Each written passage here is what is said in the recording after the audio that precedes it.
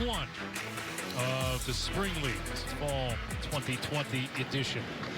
16 points in the second quarter, 10 of them coming off defensive takeaways. And a field goal try here for Matt Mingle. And to 33-19. On the play. Matt Mingle, if I recall, his claim to fame was the eye black. Just wore it all over his face in college. What do you mean? UCLA. You talking about forehead too? Well, maybe not. He had a helmet on. Under the helmet. Like Braveheart? Oh, yes, Yeah. everywhere. Wow. Bold as a kicker. Running into the kicker. Defense number 23. That penalties decline. Field goal is good. So the Conquerors get points out of the drive. 33-19 before. 33-19. Generals leading the Conquerors. The Conquerors coached by Jerry Glanville, who was here for many years at Fox in the 90s. Grew up watching that guy. Well, he told us a couple of stories on our Zoom conference yesterday, and I think the majority of the stories were from either the 70s or the 80s. It was great. He was digging deep in the bag of experience, and I'll be honest, those are my favorite kinds of stories. Yeah. There was, I mean, some of it was repeatable, some of it not. It was great. And he is such a character. He's lived quite an interesting life. I just love him and a lot of these coaches, June Jones, they love the underdog story. They love guys getting a chance to develop and giving those guys a chance. And so they're not doing this for any other reason than to help somebody get an opportunity that they may otherwise wouldn't have had. And it was the first thing out of his mouth was talking about why he was doing this and why he believes in this. And so, but it takes that. It takes a coaching staff. I mean, these guys are all qualified and they have a ton of experience, but being on the same page, trying to create opportunities for these guys to make the product better, to make the games better. And we're going to see some guys come out of this and get real opportunities. And we're kind of laughing and joking around about Yarbury and these plays he's making, but the reality is he is making the plays. And there are guys who are making cases for themselves. Honestly, Scott is a perfect example of converting a stint with TSL into signing an NFL contract.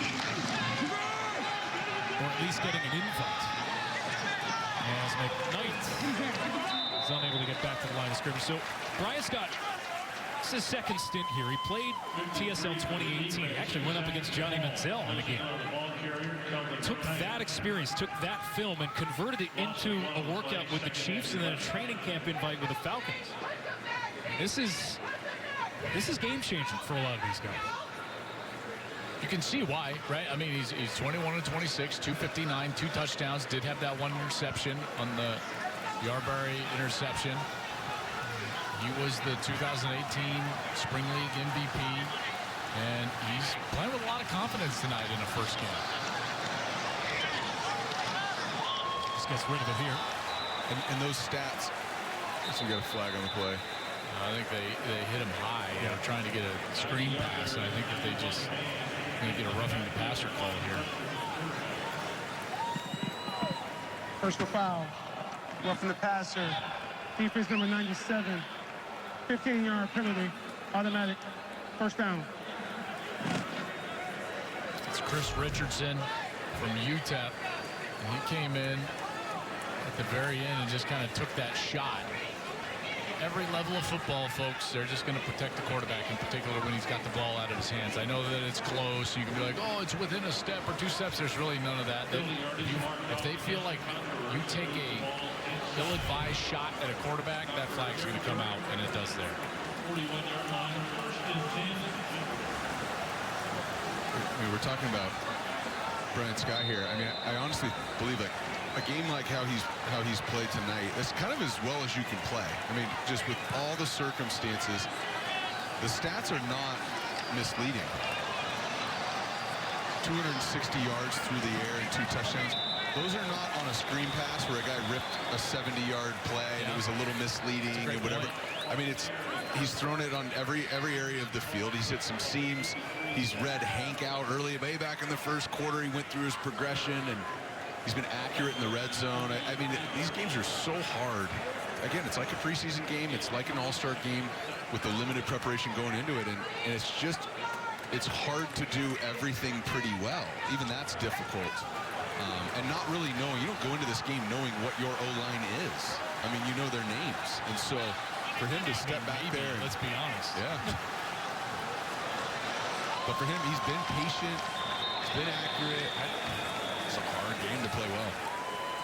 Especially when you got a guy like Willie Yarberry on the other side. I was just waiting for him to make a play. Of course he does again. Guy's got filling up the stat sheet like crazy.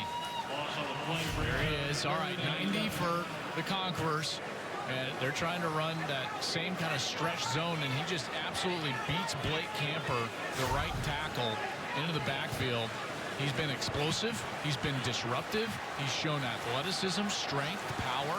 You know, as well as Brian Scott has played at quarterback, I'd say the other guy, and it's not just because of the fun things, right, obviously, but Willie Yarberry's played an unbelievable game at defensive tackle. Play clock ran down, and Scott takes a timeout. We'll take one with fourth quarter at the Alamo Dome. No, I'm at. Well, I'm back at 8. Let's do this. Let's go. L. L next. Let's go L next. But I was like, It's interesting. Very quiet, very professional. And I think it speaks to how these guys want to be here, want to learn, want to develop. Nobody's out there just for themselves. I thought for sure we'd hear a receiver telling coach what he wanted. Scott gets sacked again. Who got him? You know who got Joel, him. who got him? You know who got him, Joel? You know who got him.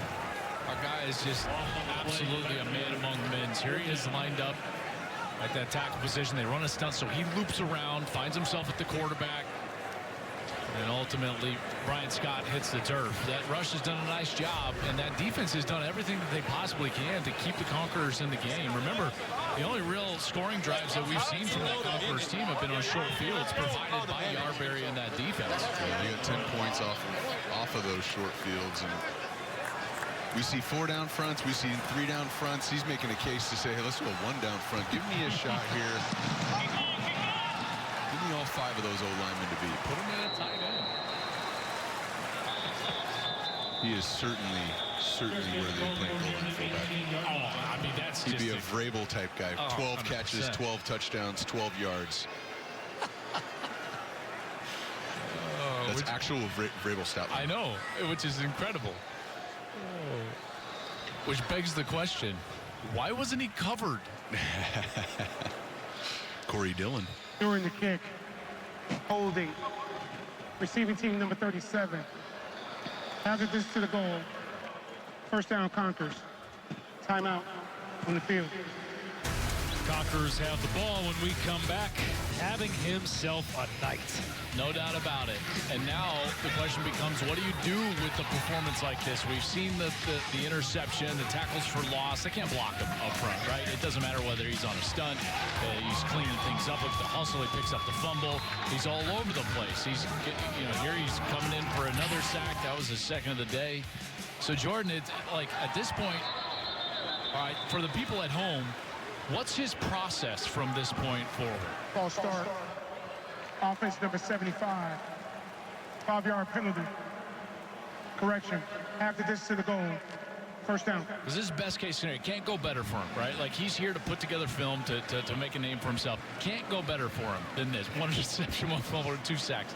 That's unreal stat line. Where does he go from here? Well, okay, so presuming he has an agent, that agent needs to be hammering the phones. Not tomorrow, not later on tonight, right now. Since halfway through the first quarter. Did you see that? Did you guys see that play? Yeah, what about that one? You watching this? FS1. Wow,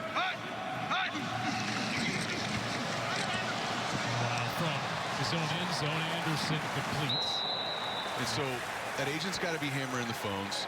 They got to be able to put them in a position to be able to say, hey, look, here's what he did leading up to today. Here's the story about what happened in the game. Here's what we believe about him. But this is the perfect situation for him. I mean, early in the season, there's a bunch of NFL season left.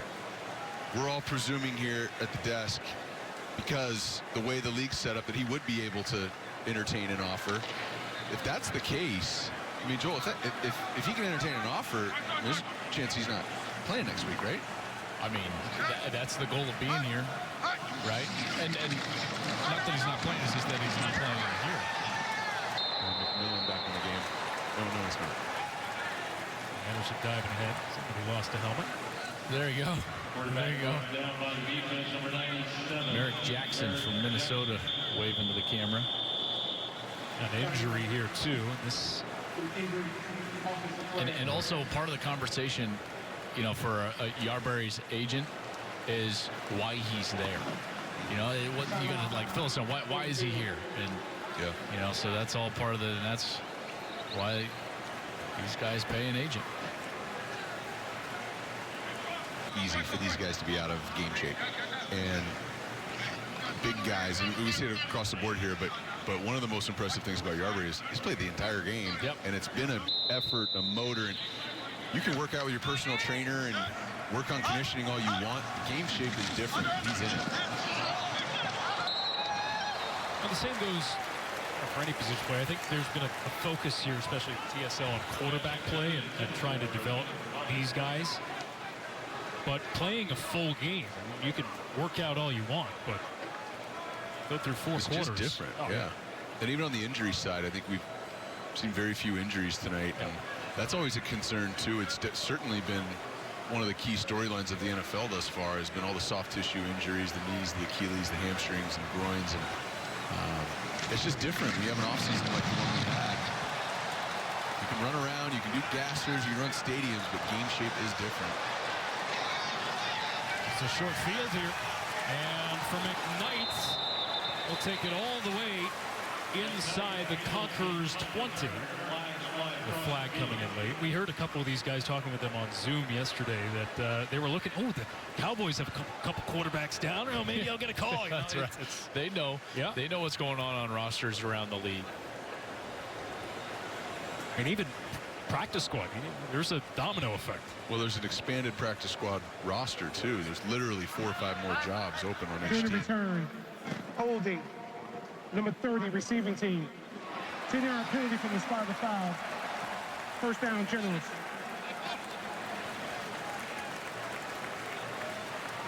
Yeah, negates a really good run back by Kelvin McKnight. I like his game. He's been in the slot most of the day, running a lot of shorter routes, but he's also been active in the return game. His stop, his start. I like his game. And we talked about it earlier too. He's a guy who's been in 2 different camps. He's been on practice squad in New England, practice squad in Denver. And when you're in training camp, it's limited reps. You get these rookie tryouts, very, very limited reps. When you're on practice squad, you're not getting reps with the starters, but you're getting reps against a really quality opponent every day in the starting defense. So I think at wide receiver position in particular, when you're on practice squad, you can develop.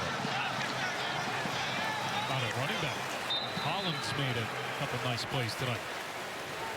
Another guy who had a brief stint with an NFL team, signed with New Orleans out of college. He's got good vision tonight, right? So they're going to go again on this little stretch zone, and now he's got to find the hole, and he's able to do that. He gets past Kenneth Mann, number 91, and then he's frustrated because I'm sure he feels like he should have just kept that north and south and gotten a few more extra yards. This hidden yardage is always big in games. Think about it like this, right? You run the football if you're a running back, or you get 10 touches. Well, you know, you get 2, 3, 4 extra yards on every single touch. You're talking about 30, 40 yards during the course of the game, which is a big deal. Knight. There's your guy. Yep. He's got a good feel for the game. So if you're a small slot receiver, right, and the shifty guys, first of all, he can return kicks. We just saw him return a nice punt. Second of all, he feels space in the defense so well. He understands coverage. He knows when he needs to run against man, sit versus zone, how he can run a little soft inside route. So they're running a little bit of an RPO type of deal, or a little, we used to call it a lookie. The inside slant is a little lookie. But you can't just scream through the middle of the field. You kind of like softly work yourself through the middle of the field, and he's able to do that. And a lot of times that makes it an easier completion for the quarterback. First down, and Holland escapes a tackle, shoots to the outside. They brought down. And a lot of that feel is based on, you got to understand when you're being used in the concept as an influencer and when you're being used as a target, right? So let's say you're on an inside slant route and you've got an outside slant route outside of you. You're the slant guy, okay? You're the inside slot guy. You got to understand what your defender over you is doing. If he's outside leverage of you, now you're probably number one in the progression. So you got to softly work through that middle. If he's inside of you, that ball's going to go out to the outside slant route. So guess what you got to do? Screen through the inside shoulder of that walked out linebacker. Those are just little nuances